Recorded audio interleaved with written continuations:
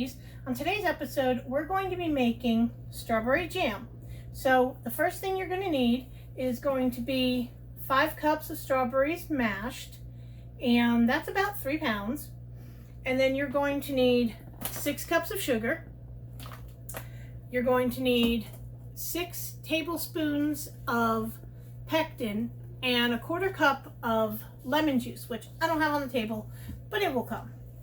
Now, because we're going to be canning this, we're going to need, I use 1/2 pint mason jars.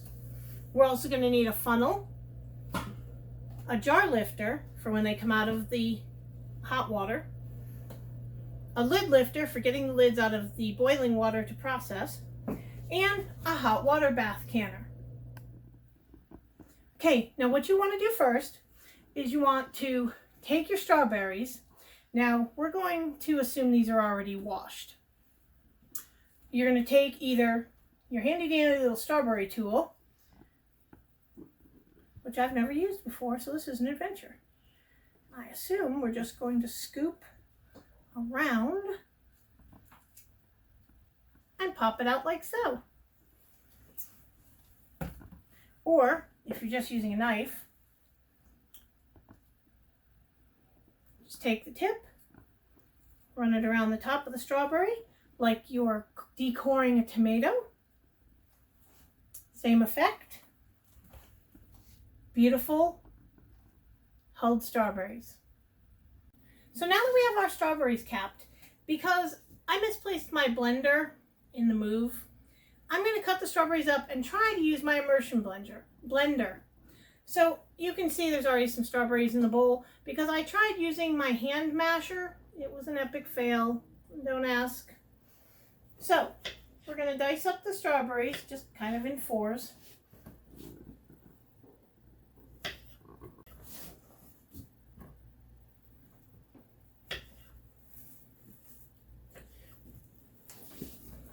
So we're going to get all of these sliced up because our strawberries need to be 5 cups of crushed. So in order to have the proper measurement, we're going to need to crush them before we can measure them. Okay, so now that we've got all of our strawberries cut up and quartered, now we're going to put a glove on because I really don't like to touch raw food with a raw hand, and I understand I was doing so before when I was cutting the strawberries up. That's why we call it no apologies, because, hey, I make no apologies. I make mistakes like every other cook in the kitchen. So, now, because I tried my immersion blender, it was an epic fail, and I don't want to talk about it. So now, we're going to try a real blender. So we're going to load strawberries into our blender. And we just want to pulse them and not actually liquefy them, because we do kind of want to have a little bit of chunkiness in it. So we're going to put it on grind. I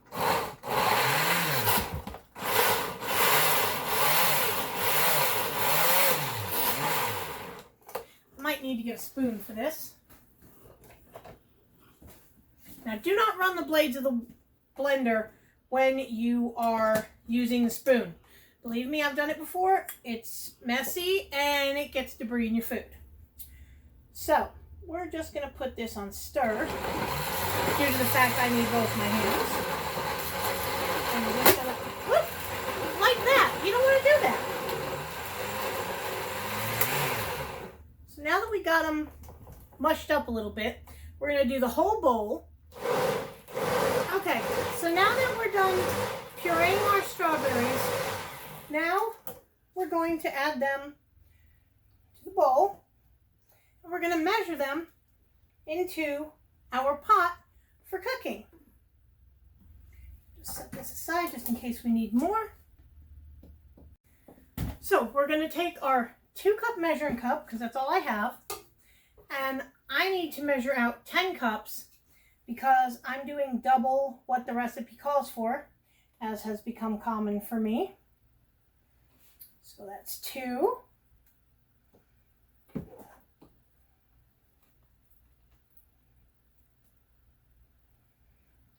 4.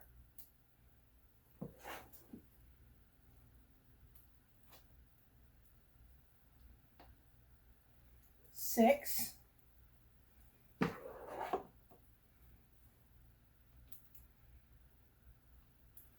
8. Scooping deep for this last one, ladies and gentlemen. Oh, perfect. And 10. Now, you can do more, you can do less. It depends on what your needs are. Because we're going to be canning, I want to do enough to make sure that I have a stock for a year. And I also sell it. So if you're interested, contact me. We can set up a shipment situation. So now that we have all of our strawberries all mashed up, we're going to put them on the heat, and we're going to add 1/4 cup of lemon juice, which, because I doubled the recipe, I add a little bit more. So let's spin this around where I can see what I'm doing.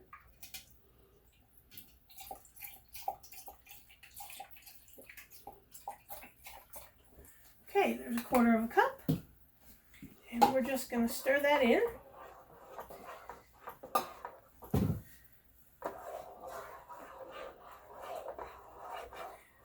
Now, you won't be able to taste the lemon juice in the strawberry jam.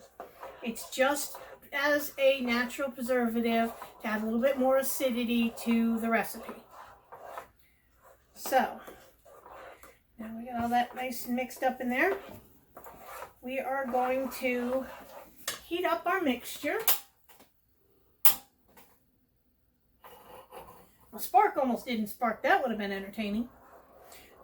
All right, so we need to heat this until it boils, and you're going to want to stir it frequently while it's boiling, or while it's coming up to a boil.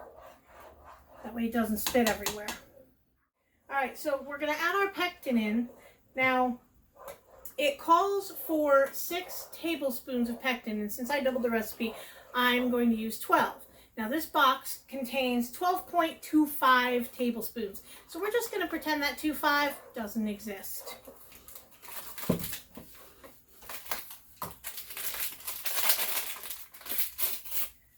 Now, this is the pectin that I have always relied on anytime I've ever made any jams and jellies. It's never let me down. You're going to stir it in slowly. So don't just plop it in, because it will probably cause a giant glop of powder, and your jelly's going to be ruined. So we're just going to get that all nice and stirred up in there.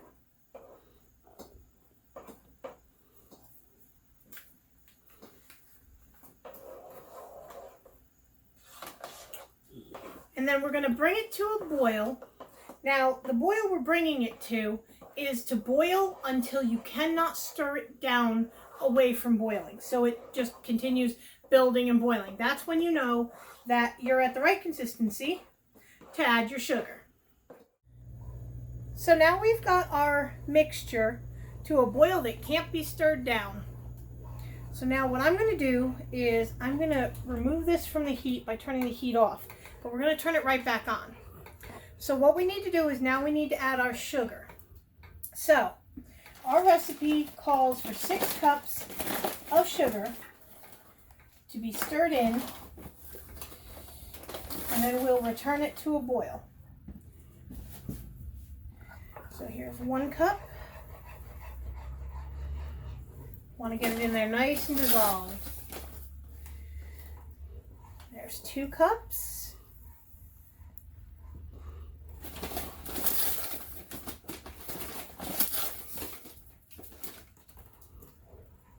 3. Oh, I wish you all could smell this. It smells so good. If you like strawberries, this is your recipe. There's 4 cups.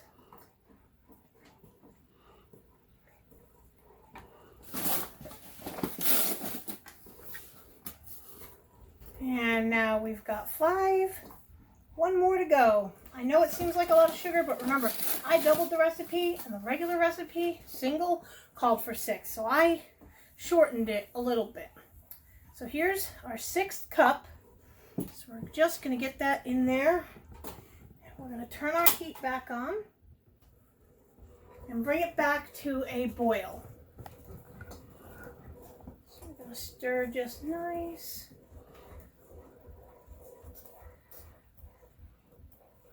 Get it all nice and mixed up and dissolved in there.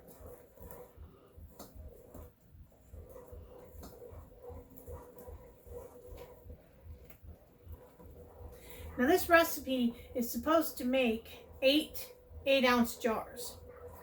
I think it might make a little more than that, but we're going to see together. Now that our mixture is boiling, we're going to let it boil hard for 1 minute. So we're going to put that on the timer.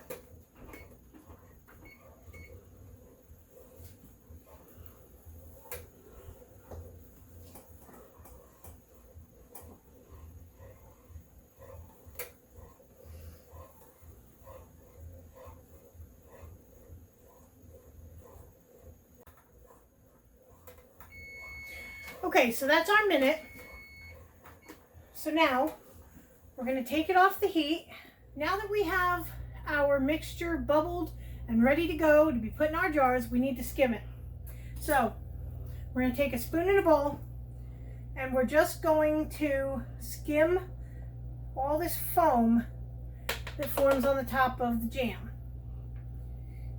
And if you want to get in here so the fine viewers at home can see what this looks like when you're skimming the foam off of your jam, you're just going to run the spoon right across the top, and it's going to take all this foam off that collects. Now don't worry if you don't get it all. Nobody ever gets it all. Just do your best. And remember, no apologies, because good food needs no apologies. Because as long as it tastes good, that's what matters. So, just going to get all this foam skimmed off the top of this beautiful jam.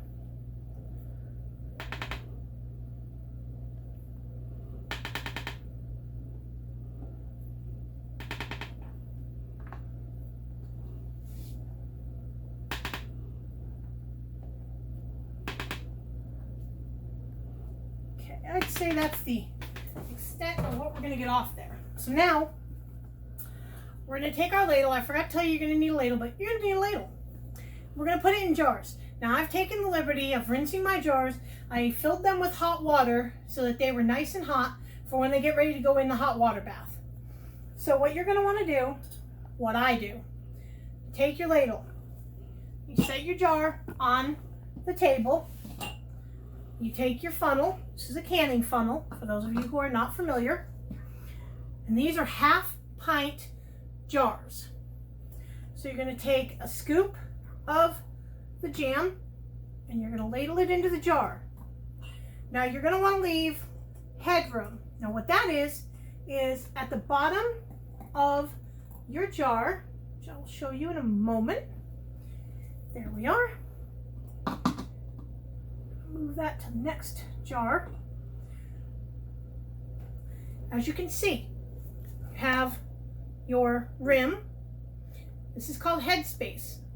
This in the neck is called headspace. So you want to put it to the first line. That's the amount of headspace that you're required. Now that's going to be really hot. Now what I forgot to tell you, the lids that you are going to use for this, I have put them in a pan. And you're going to want to heat them on the stove. I'll show you. You put them in water. And then you're going to heat them to boiling, which warms up the rubber that is on the underside, which is what forms your seal when you're canning, when you're sealing the jar. So when that boils, we're going to put the lids on top of the jars, and then we're going to secure them with these bands. And then you're going to leave those on there when they go into the hot water bath canner. So, we're going to fill another jar. Now I know I'm supposed to be having it sitting on the table because it's going to get really hot. So, you know, just be aware, it's going to get hot. And we have the appropriate amount of headspace. Transfer that funnel to the next clean jar. And you're going to fill all of your jars. Okay, now we have all of our jars filled. We're going to take our lid lifter, and I've got my lids boiling. So you're going to take your lifter, you're going to lift one out, then you're going to place it on your jar, like so. Take your band, screw it on. Now, what you want to do, and I know I forgot on that first jar, you're going to want to wipe off the rim to make sure there's absolutely no jelly or anything on it. And like I said, take your lid, pop it on there, finger tighten, set it aside, go through all your jars, and we'll be ready for the water bath canner. Now that we have all of our jars with lids and bands on them, we're getting ready to put them in our hot water bath canner. Now, a hot water bath canner is very simple. It's kind of like a big pot. It's got your lid, then it's got a rack that you put your jars on, and it's got a handy little hook system. So when you're ready to take them out, you can let them drain above the water before you transfer them to whatever you're putting them on for them to cool completely. So now we're going to load all of our jars into our water bath canner, and you're going to want to make sure that you balance it as you're doing it, unless the rack is sitting down on the bottom. Otherwise, you'll tip your jars and big mess. So we're just going to get all of these jars nicely arranged in our water bath canner.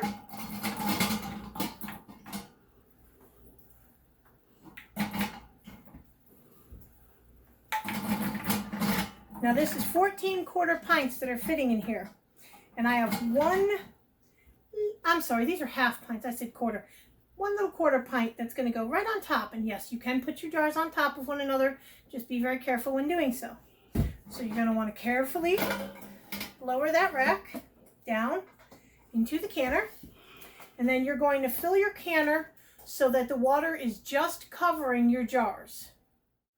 Okay, now that we've got our water bath canner full of water, covering all of our jars, we're going to put our lid on. We're going to put it on high heat until it boils. And once it boils, we're going to time it for 10 minutes. Okay, as you can see, our pot is boiling with our water for the bath. So we're going to take our timer and we're going to set it for 10 minutes. Because that's how long these have to process for. So, now that our timer is started, we wait. Okay, our timer's getting ready to go off. And there it is. It doesn't make any noise. So, we're going to turn off our heat. We're going to take the lid off. We're going to take our jars out to cool. Now, you want to make sure that there are no drafts when you do this, because you can and will explode a jar. You don't want that. So, we're going to take our lid lifter. We're going to lift up our jars very carefully out of the water. Carefully tilt the water off. And you're going to set them out on a towel. And that way they can drain and they can dry. Well, not dry, they can cool. They need to cool. So you take all your jars out. And you set them on a towel, and you're going to want to let them cool for about 12 to 24 hours or until they're completely cool. Now during that time, you're going to hear what we call the canner symphony, and that is the clicking pops of your jar's sealing. Unfortunately, it's not something that I can mimic, nor is it something that I can command for you to be able to hear on this video. It's something that occurs naturally when the jars seal. Now, I used to think that you could leave let me try that again. I used to leave the jar bands on till someone told me, oh, you can take the jar bands off after they're cold and you store them. Here's the problem with that. I did that one time, and then something bumped into one of my jars and it took the seal away. It popped the seal. What happened when it popped the seal, I didn't know it. So when I went to use that particular jar, it just happened to be a jar of green beans, it was no good. Very sad day, because as you can tell, this is a lot of work, but it's a lot of reward as well. Now if you notice, I'm giving a good amount of airflow space around the jar so that the air can filter through and cool them nicely. Like I said, it takes about 12 to 24 hours to get them all cooled. So you're going to want to take and be patient. So put them in a place where they're not going to be in the way. But make sure that you don't have any animals jumping up if you put them on a counter. Like I said, make sure they're out of drafts, especially in the summertime, which it's getting to be kind of warm. You know, you've got your air on. As long as you don't have a vent directly blowing, you should be fine. But okay, we have pulled all our jars out, and this is a completed batch of strawberry jam, canned and ready for your family and friends to enjoy. And speaking of enjoyment, if you enjoyed this video, please feel free in the description where you will find this recipe and the directions to complete it, including the canning. Hit the like button, hit the subscribe button. If you got any value from this, as we are a value for value show, please hit the donate button, whatever this is worth to you. And if you like the apron that I'm wearing, you can message emtmom@cox.net. She is who made it for me. Her name's Nancy. She's a lovely woman.